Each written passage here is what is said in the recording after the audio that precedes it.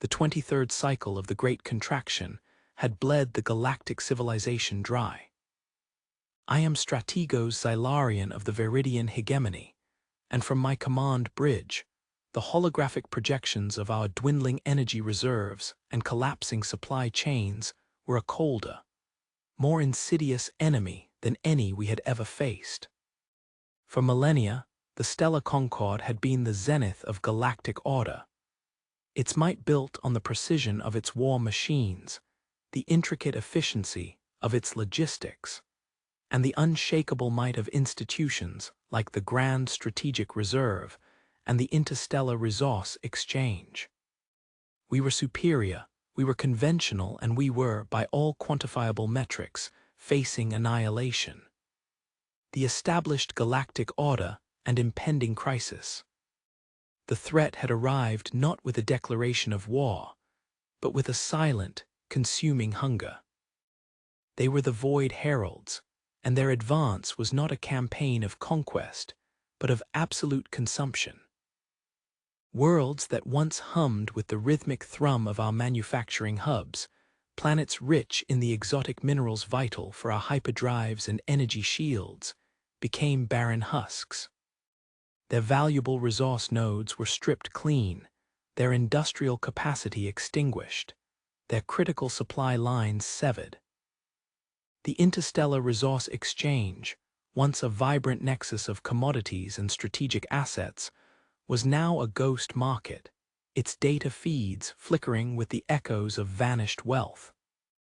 Widespread panic gripped every sector, and the vast military-industrial complexes of the elite, once as solid as stellar cores, were crumbling into dust. Our conventional fleets, designed for calculated engagements and resource denial, were useless.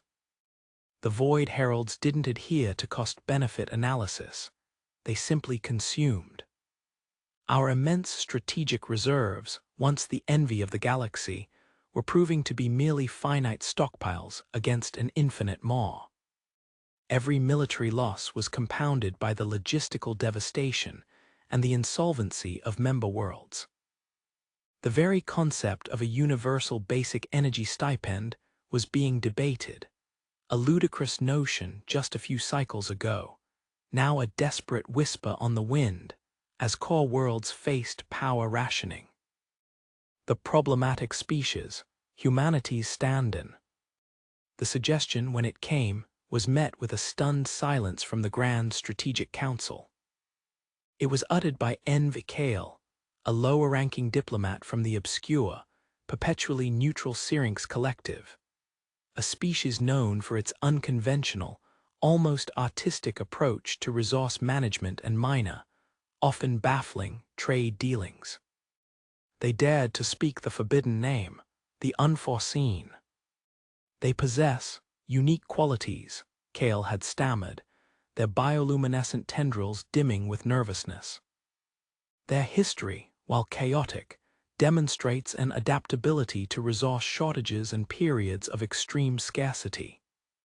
Their approach to asset acquisition has, in the past, been aggressive, yes. Their historical periods of expansion, driven by what they termed resource imperatives, led to some regrettable incidents, I admit. The collective shudder that went through the council was palpable. The unforeseen humanity. Their file was a litany of every galactic prejudice imaginable. Logistically unstable, read one entry, highlighted in crimson. Resource hoarders, screamed another. Unpredictable supply chain manipulators. Ethically dubious in their material sourcing practices. They had been quarantined centuries ago, their chaotic internal resource cycles and rapid expansion into what were then neutral territories seen as a blight on galactic stability.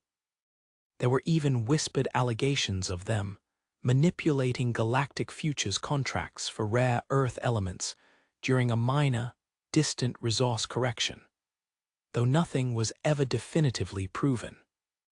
They were a dangerous variable, a species whose very existence threatened the pristine resource allocation protocols and material ethics of the stellar concord. My own species, the Viridians, prided ourselves on our meticulous logistical accounting and aversion to anything resembling supply chain volatility. The thought of engaging with the unforeseen sent shivers down my optical stalks, but Kale pressed on, desperate. Their resource resilience is unparalleled. Their methods, while unorthodox, are innovative. They might be the only ones who don't play by the Void Herald's rules or ours. They view debt differently. They view capital differently. They view everything differently. Their arguments, thin as they were, landed on desperate ears. The Void Heralds had already consumed the entire Lyran resource network, a sector that alone contributed 10% of the Stellar Concord's annual material output. The Interstellar Resource Exchange had ceased publishing its daily resource availability reports. We had nothing left to lose. And so, with a reluctance that felt like a physical weight, the order was given: contact the unforeseen. I strategos Xylarian, with my meticulously structured mind and a background rooted in galactic logistics and resource management, was assigned to observe the mission. A cruel joke, I thought, to send a chief strategist to treat with the galaxy's most notorious resource disruptors. First contact and revelation. Our diplomatic vessel, a small, heavily shielded craft, pierced the outer perimeter of their designated home system. The silence on our bridge was thick with apprehension. We had anticipated crude defenses, a rudimentary technological infrastructure. Our intelligence suggested a nascent, chaotic civilization barely past their internal combustion phase. What we found instead was a network of orbital platforms humming with energy, each one a testament to technological sophistication that dwarfed anything in the Stellar Concord's inventory. Before we could even initiate standard hailing protocols, a clear, concise voice echoed through our comms. "Welcome, emissaries of the Stellar Concord. We've been expecting you." Or rather, we've been expecting someone to eventually realize the Void Heralds don't do conventional resource cost-benefit analysis. My optical stalks retracted in shock, prior awareness. They had been aware of us, our surveillance, the crisis. A rapid query to our intelligence network confirmed the impossible. Their system defenses had been bypassing, or, as their message implied, hacking galactic systems for decades, perhaps centuries. This included, horrifyingly, monitoring our resource flows and strategic material stockpiles. The casual mention of our core logistical principles, spoken with such dry amusement, was a punch to my very being. They didn't just meet us. They received us on a sprawling, self-sustaining orbital habitat that defied every known principle of resource allocation and material science. Their technology was indeed far more advanced than galactic intelligence had suggested, often incorporating principles deemed impossible or theoretically unsound by our most brilliant minds. And their economy. It was a marvel of economic independence, fueled by what they called closed-loop manufacturing and circular resource principles that rendered them immune to the galactic logistical collapse. While our commodity values were plummeting, their internal systems seemed to hum with an almost joyful efficiency, producing what appeared to be abstract concepts of innovation credits and knowledge dividends. Their leader, a being they called Captain Aris Thorn, was disarmingly polite, almost jovial. She offered us synthesized nutrient paste, surprisingly palatable, while discussing the impending galactic collapse with an unnerving calm. She leaned back in her chair, a faint, almost imperceptible tremor in the air around her, a byproduct of the habitat's incredible energy generation. Her movements were fluid, precise, a testament to a mind that constantly optimized. Her eyes, sharp and intelligent, seemed to take in every detail, every nuance of our distress. There was a certain wry charm to her demeanor, a confidence that radiated from her, making it impossible to look away.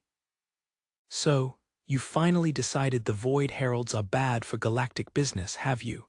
she quipped, a faint, knowing smile playing on her lips. "Took you long enough. We've been watching the resource depletion from afar." Frankly, the return on galactic stability was looking pretty grim for a while there. Had to consider our own long-term investments. My initial fear had been of their barbarism, their logistical instability. Now it was replaced by a deeper, more unsettling dread. Their confidence wasn't merely technological, it was rooted in an almost absolute resource leverage. "Why?" I managed to ask, my voice surprisingly steady. "Why would you help us, after our isolation?" Thorn chuckled, a low, resonant sound. "Altruism is a poor investment, strategos. We see opportunity. New galactic resource markets previously denied to us. A strategic acquisition of materials and salvage from the conflict. The Void Heralds, for all their destructive habits, are excellent at concentrating rare elements, you know." And frankly, she paused, her gaze sharpening. "A long-term investment in galactic stability ensures a future where our own prosperity can continue to grow. We're looking for specific resource concessions, of course. Recognition of our unique material processing systems. Maybe even a few patents on some of our more efficient resource management techniques." She spoke of capital and collateral, with the same casual ease most talked about atmospheric pressure. Their motivation wasn't about saving the galaxy, it was about optimizing their portfolio. Her presence was commanding, her intellect undeniable. She was a leader who understood the true value of every single component, every single input. The unconventional war intervention. What followed was not a military campaign. It was a resource overhaul disguised as a war. The unforeseen mobilized with astonishing speed and logistical efficiency that baffled our military observers. Their fleet was a bizarre amalgam. Sleek, black combat vessels intermingled with massive civilian industrial ships, repurposed cargo haulers, specialized resource extraction vessels, even what appeared to be gigantic recycling plants. Their first engagement with the Void Heralds was on the ravaged world of Cathar Prime, a mining planet whose industrial capacity had been utterly obliterated, and whose commodity output had once been the envy of the sector. Our forces had been reduced to a desperate, defensive holding pattern, sacrificing lives for every meter of scorched earth. The unforeseen, however, didn't land ground troops. They sent in their industrial vessels. I watched from the observation deck of our flagship as their ships, looking like colossal, predatory insects, descended into the war zone. "They're performing a resource valuation," Thorn explained to our horrified general, who was expecting a frontal assault. "Gathering intelligence on residual assets, assessing salvage potential." Then came the multitasking. As their combat vessels engaged the Void Herald swarm, their industrial ships began to literally dismantle captured enemy vessels. Not for analysis, but for raw materials. Closed-loop combat logistics. They weren't just fighting, they were mining. Our sensors picked up unprecedented energy signatures as rapid prototyping fabricators the size of small moons hummed to life within the industrial ships, fabricating complex weapons, drones, and even specialized resource conversion units from the recycled Void Herald matter. Why waste a perfectly good supply chain when your enemy brings the commodities directly to you? Thorn had mused, her eyes glinting with a shrewd satisfaction. Their tactics were utterly unorthodox, often seeming illogical or suicidal to our conventional military minds, but each had a clear resource or strategic material benefit. They would deliberately draw Void Herald swarms into asteroid fields, not for a trap, but so their mining vessels could rapidly dismantle the asteroids and the ensuing Void Herald wreckage simultaneously. They disrupted enemy resource lines by targeting what appeared to be innocuous energy conduits, explaining later that these were Void Herald nutrient distribution arteries, essentially starving the enemy of their fuel. There was a particularly horrifying incident where they utilized a modified terraforming device to rapidly convert swathes of enemy biomass into usable commodities, turning the very invaders into their own logistical support. Circular economy, galactic scale, one of their engineers had quipped, wiping alien ichor from his brow. My perception shattered. I had seen them as barbarians, then as innovators. Now I saw them as a terrifyingly efficient resource conversion engine of destruction and creation. Their disregard for conventional supply chains or market forces was not recklessness. It was a higher form of logistical genius. They didn't need external markets, they created their own. They didn't need pre-existing capital, they generated it from the battlefield itself. My initial fear had given way to awe, then to grudging respect, and finally to a profound, deep-seated fear of their resource dominance. Other alien observers, particularly the galactic traders and bankers who had once derided the unforeseen, were bewildered, their meticulous financial models utterly useless in the face of this chaotic efficiency. Their jaws hung open, their credit chips worthless. Captain Aris Thorn, with her calm demeanor and sharp intellect, was not just a military commander. She was a master of galactic economic warfare, leveraging every atom of the battlefield for maximum return. The aftermath and new galactic order. The victory was swift and overwhelming.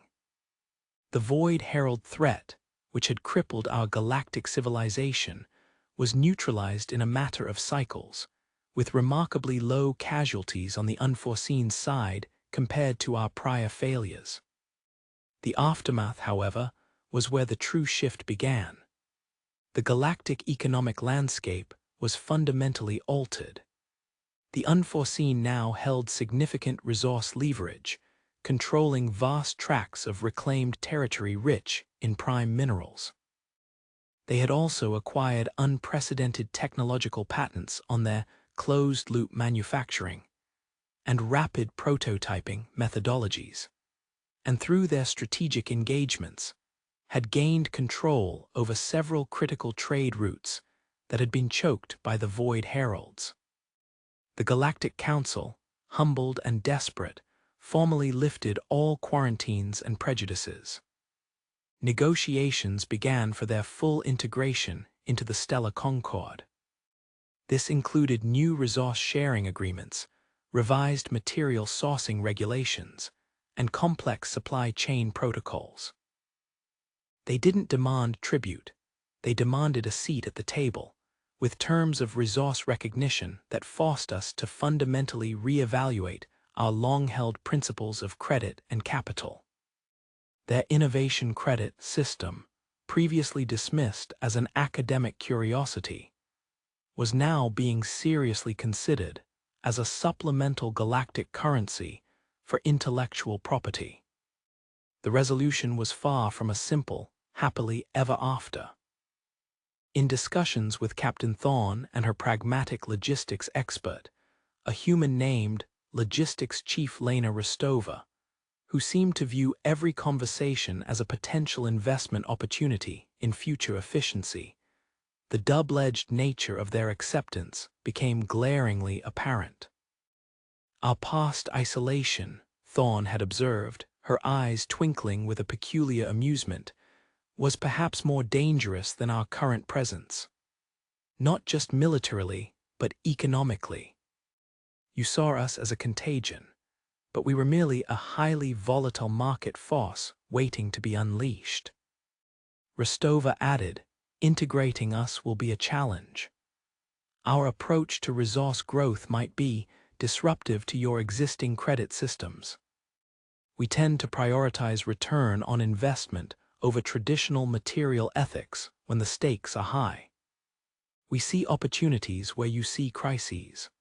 We optimize for profit and efficiency, even in the face of widespread panic. Their presence meant a profound shift in the very definition of wealth and power. The galaxy had gained an immensely powerful ally, a new resource powerhouse, but also an unpredictable, transformative force that would forever alter the status quo.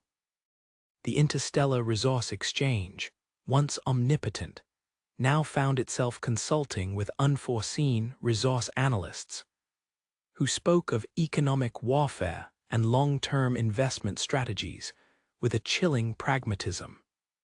My final thoughts as I looked out at the reconstructed galactic map, now displaying the vibrant, ever-shifting lines of unforeseen trade routes and burgeoning industrial zones, were complex. We had been saved from an existential threat, certainly. But at what cost? We had unleashed a species that saw the universe not just as a place of conflict, but as a vast, untapped resource market. A species whose very adaptability, ruthlessness, creativity, and paradoxical traits had redefined not only war, but also the very concept of capital and resource allocation. The galaxy was no longer just militarily secure, it was economically revolutionized. And in that revolution, a new era of galactic economic competition had begun, promising either unprecedented prosperity or an entirely new kind of systemic upheaval. The unforeseen had proven themselves a force to be reckoned with, not just on the battlefield, but in the ruthless, intricate dance of galactic finance. And I, Strategos Xylarian, a creature of meticulous ledgers and predictable markets, could only wonder what hidden dividends or devastating losses this new galactic order would bring. The universe, it seemed, was about to enter a new era of interesting times, where volatility was no longer just a market term, but a way of life.